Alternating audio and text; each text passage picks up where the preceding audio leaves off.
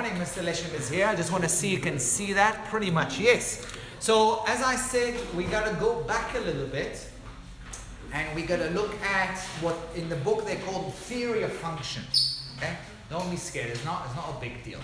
I drew 3 lines, 3 graphs, and they can all, or maybe not all of them, but they can be represented as a function. In fact, one of them isn't. And we're going to try and understand what it means. Okay? So as always, you know, this is the x-axis, this is the y-axis. Now, this kind of relation is, we often call, and I want to just use the exact words as they use, page 60, 1-to-1. Yeah? Okay. This is 1-to-1 function. And I want to explain why. Okay? Why is it called 1-to-1? Can you think about why would this be called 1-to-1 as opposed to this, for example? Because there's one x and there's one y. Yeah. Fantastic thing. Okay? So given a certain x, let's say, I don't know what, 2, it will give you just one y, which is, let's say, 3. Okay? So 1x, I'm going to write it here. 1x will give you 1 y. Okay? 1-to-1. Okay? Now, is this 1-to-1? No, that's not. It's not. It's not 1-to-1 because, for example, if I look at the value, let's say this is y equal 2. How many x's it's going to have? It's 2-to-1. So you're right. So this is really 2-to-1. Okay? There's going to be, so this is 2-to-1 function. Okay? Because it has 2 values of y. Okay? I'm not going to write it now. 2 values of y, okay? 2 values of x. It's 2 values of x. Sorry, 2 values of x will give you the same value of y. Okay? 2 values of x give you the same value of y. Now I'm going to plot another graph. Okay? So don't copy that yet. I could do something. Let me use another, maybe green. I don't have green. Okay, I'll use a green. Okay? I could use, or maybe I'll draw a separate graph. Okay? So I could draw, for example, a graph like this. What would you call that one? It's 3-to-1 sometimes. Like, for example, the y equals 0 have 3 x's. We're going to learn a lot about these equations not too long from now. These are cubic. These are cubic functions, actually. Okay? So instead of writing 2-to-1 or 3-to-1, what we're going to call it from now on, many-to-1. So obviously I can draw other graphs. I can draw graphs that goes like this. Whoa, whoa, whoa. And then it's 4-to-1. Okay? So in other words, I could have many-to-1. That many could be 2, or it could be 3, it could be whatever you want. Okay? So that's a many-to-1. Or you can call it specifically in this case 2-to-1 if you really want. For this case, this is 2-to-1. Okay? Okay. Right. If this is 1-to-1 and this is many-to-1, what is that? 1-to-2. It's 1-to-2. Now, strictly speaking, okay, you will say, yes, this is 1-to-2. That means that each x value have 2 y value. But my friends, this is not actually a function. And I'll do it in red, okay? Not a function. Okay? It's just not a function. Because what is a function? A function is you take a number, you put it into the machine, and you remember, you go E-O-O-O, E-O-O. Do you remember that one? And it spits another number. Okay? Now, some machines can take 2 different numbers, do E-O-O, E-O, and bring the same number. That's fine. But you cannot have a machine that takes one number and sometimes gives one value and sometimes gives another value. That, it can't work like that. It's like, imagine monthly wage. I get paid whatever, okay? Every month I get the same. But imagine like they say, no, 1 month you're going to get that much and 1 month you'll get half of that. It can't work like that. Okay? So that is not a function. Are we happy with that? Cool. Of course, yeah. That's a good question, Finn, that I'm actually going to record it. So Finn is asking, is there a quick way so that we can figure out if a certain, we call that a relation. I didn't use a relation. The graph between x and y is a function or not.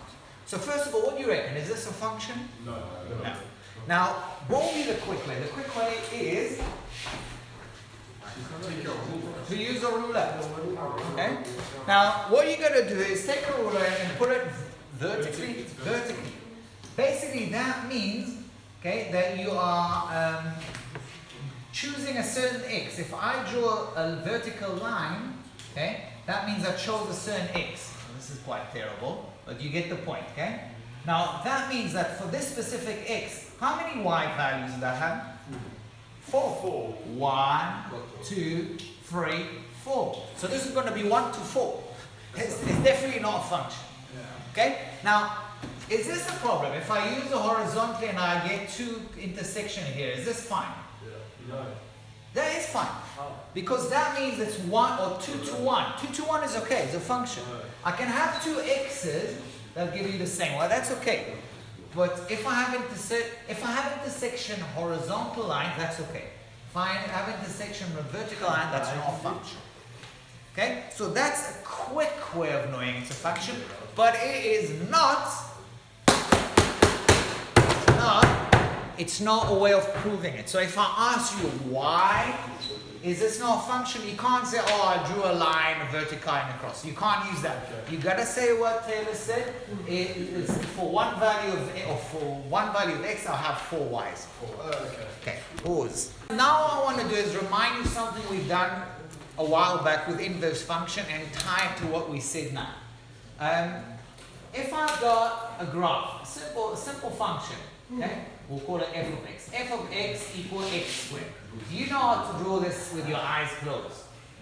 Right? This is f of x. Okay? Now, I'll write it down. What will be the inverse function? In fact, I'm not going to ask you, we've done it many times. Okay? If I want to find the inverse function, I've got to say y equals x squared. Swap there, flip it. X equals y squared. Solve for y equals square root x. Except I need to do one more thing. Plus minus, well that plus minus. Okay? And then we need to draw it. And do you remember what we learned about how to draw it? How do I draw it? You put it sideways, and the way to remember it is that if you draw the line y equal x, okay? I'm going to just make it a little bit more obvious here. Sorry guys. We'll make this line intersect a little bit. Okay, if I draw the line y equal x, the line y equal x is a symmetry between the f and the inverse function. We didn't write the inverse function. F minus is equal, well, I'm not going to actually write it. We'll see why in a second. Okay, so if I try and draw this line, I take this arm and I turn it around like this. Okay. You see this arm, the blue arm is symmetrical to the black arm. And then I'm going to have another color. I really would like another color. I draw this one. I draw the symmetry of that one. So it's going to be like this. And as you were showing me, it's basically like a parabola lying down. Okay. Now, is this a function? It's not a function. You can see using the ruler test, the vertical ruler test, okay? There's one value of x have 2 value of y.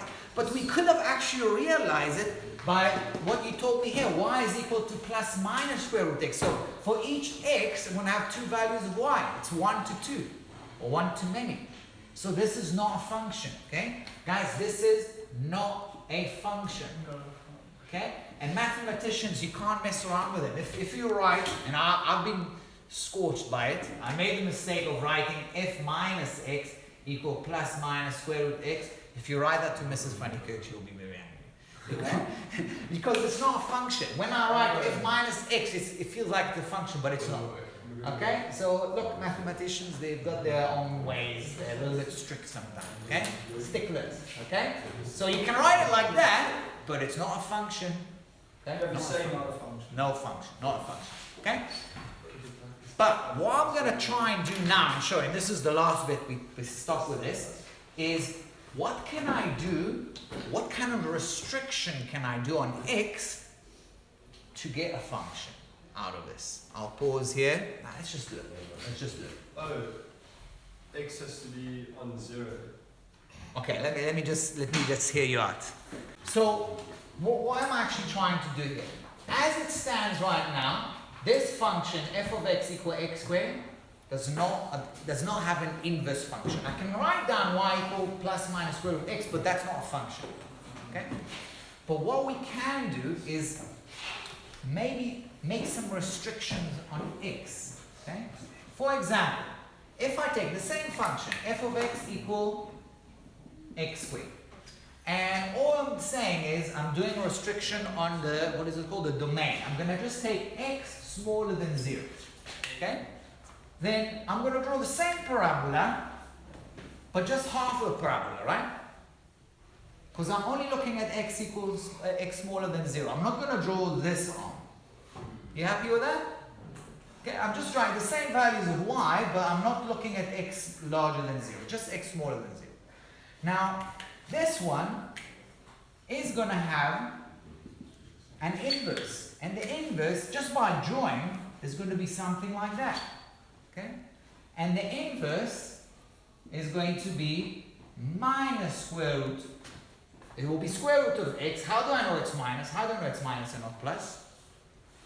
How do I know this one is the minus bit and not the plus bit? It's in the fourth quadrant. It's the fourth quadrant. It's below the x-axis, so it's obviously all negative. Okay? That is a function. I should call it f minus x. That is a function. Yes, function. Okay? So if I just took the same, sorry, that should have been f equal x squared. If I took the same function, but just made a restriction, taking only the negative x's, then this thing does have an inverse function. We happy with that? Kind of. I know it's a little bit difficult. But that's not the only way I can do it. Okay? I can do another restriction. F of x equal x squared. What's the other restriction that I can do? Instead of x smaller than 0, what can I do now? X is bigger. I can say x larger than 0. And then I'm going to draw the parabola, just the right arm. Okay?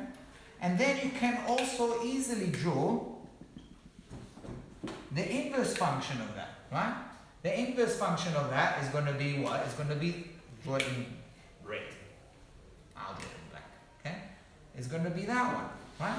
It's going to be this bit. Okay?